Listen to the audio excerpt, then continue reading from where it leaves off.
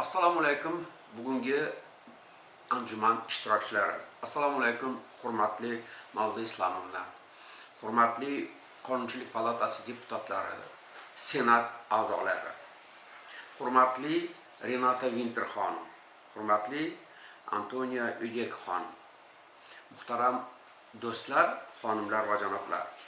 Bugungi anjumanimizning dolzarbligining bitta eng muhim obyektiv sababi bor. Muhtaram prezidentimiz Shavkat Mirziyoyevning siyosatida har doim bolalarga bo'lgan hurmat, ularning tarbiyasi, ta'lim masalalari birinchi o'rinda turadi.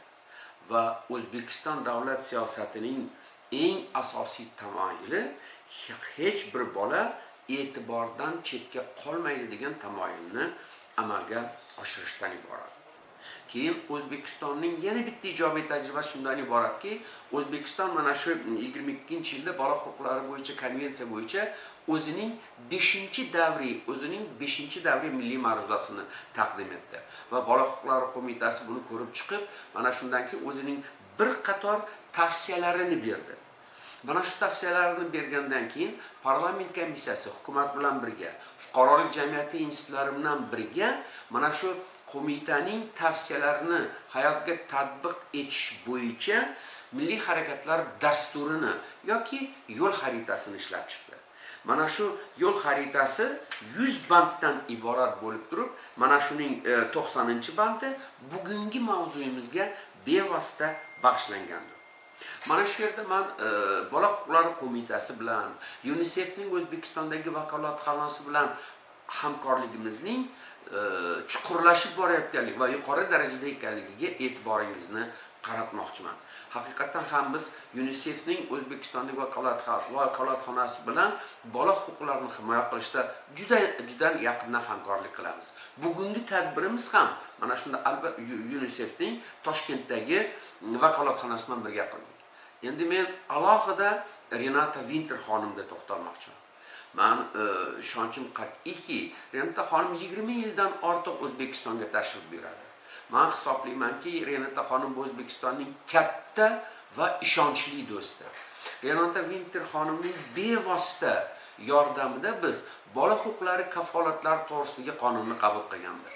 Mana shu qonunni qabul qilishni ham bola huquqlari bo'yicha qo'mitaning tavsiyasiga asosan ishlab chiqilgan edi. Va mana shu qonun loyihasini ishlab chiqishda biz Renata xonimning tavsiyalariga, maslahatlariga, katta hayotiy tajribasiga tayandik. Renata xonim mana shu inson huquqlari bo'yicha juda ham katta mutaxassis. Bu o'sha Birlashgan Millatlar Tashkilotining bola huquqlari qo'mitasining a'zosi, hatto raisi bo'lib ham faoliyat ko'rsatgan va Sierra Leone bo'yicha xalqaro sudning raisi ham bo'lib xizmat qilgan. Shuning uchun men yana bir karra Renata xonimni O'zbekistonga tashrif buyurib, mana shunday tadbirlarimizda amaliy yordam berayotganligi uchun samimiy minnatdorchilik bildirishga ijozat berasizlar. Endi aytmoqchimanki, mana shu biz hozirgi kunda mana shu yoshlarga nisbatan odil sudlovning ikkita xalqaro muhim standarti bor. Ya'ni bu birinchi standarti bu 18 yoshgacha bolalarga nisbatan huquqdan ozodlikdan mahrum qilish jazosi eng so'nggi chora sifatida qo'llanilishi kerak.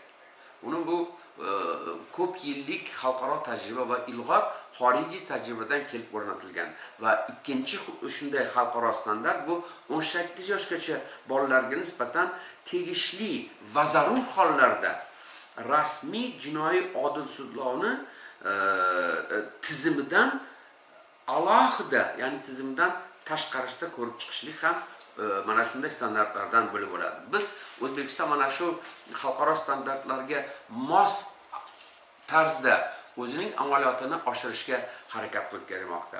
Umuman o'ylaymanki, biz mana shu yangi saylangan Qonunchilik palatasi deputatlari, Senat a'zolariga inson huquqlari sohasidagi inson huquqlari bo'yicha bir qator amaliy shunday o'quv treninglarni o'tkazyapmiz.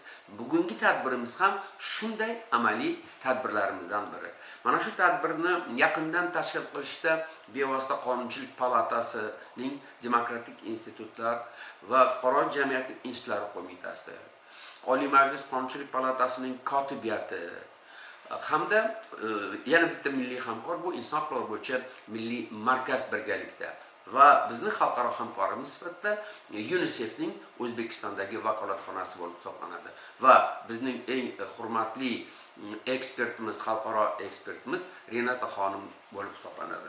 Shuning uchun mana shu fursatdan foydalanib bugungi anjumanimizga muvaffaqiyatlar tilab qolaman.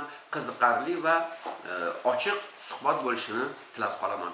E'tiborlaringiz uchun rahmat.